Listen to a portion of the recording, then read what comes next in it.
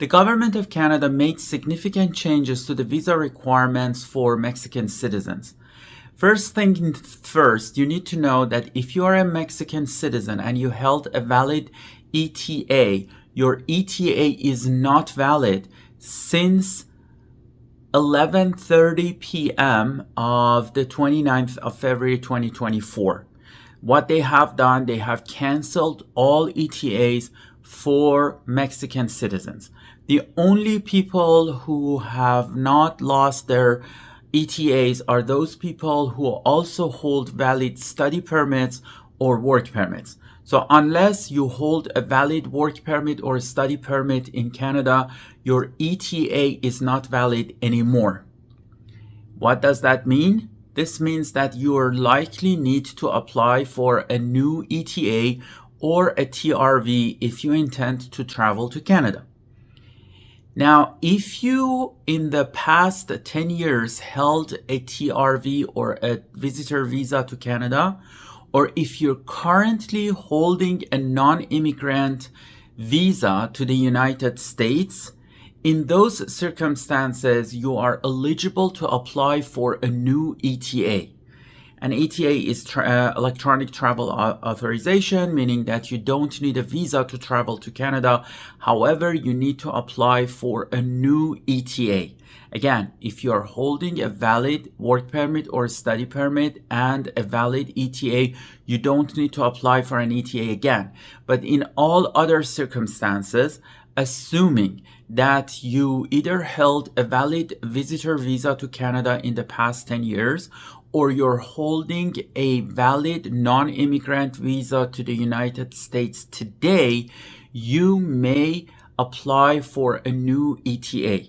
In other circumstances, you need to apply for a temporary resident visa to Canada if you intend to travel to Canada. Keep in mind that the new ETAs for Mexican citizens are different from the old ETAs, because in the past, if you were a Mexican citizen and you wanted to travel by car or sea, for example, by a ship, in those circumstances, you didn't need an ETA at all. You just could travel to Canada. Now, based on the new requirements, if you are traveling by air, you need to have a valid ETA or a valid TRV. If you are traveling by land or sea, then you definitely need a TRV. You cannot use an ETA to travel to Canada. You need to apply for a temporary resident visa. In terms of those people who are already inside Canada, if you are inside Canada with valid status, for example, as a visitor, you don't really need to do anything. You just need to comply with the requirements of your stay in Canada. For example, if you had the permission to remain in Canada for 6 months, you need to leave by the end of that 6 months or apply for an extension. If you travel to Canada with a valid ETA as a visitor, unfortunately, your ETA is not valid anymore, meaning that if you leave Canada, you cannot return unless you apply for a new ETA or a TRV, depending whether you qualify for an ETA or not. The other issue that you need to know is that now that we need the TRV requirements for Mexican citizens, there are many instances that you cannot apply for a work permit at the port of entry. If you're traveling to Canada with a valid ETA by air, then you may apply for a work permit at the port of entry. But if you are traveling by a visitor visa to Canada, you may not apply for a work permit at the port of entry. If you want to apply for a work permit at a land crossing, this is not an option for Mexican citizens anymore, because at a land crossing, you must obtain a TRV. And since you are not TRV exempt, you cannot apply for a work permit.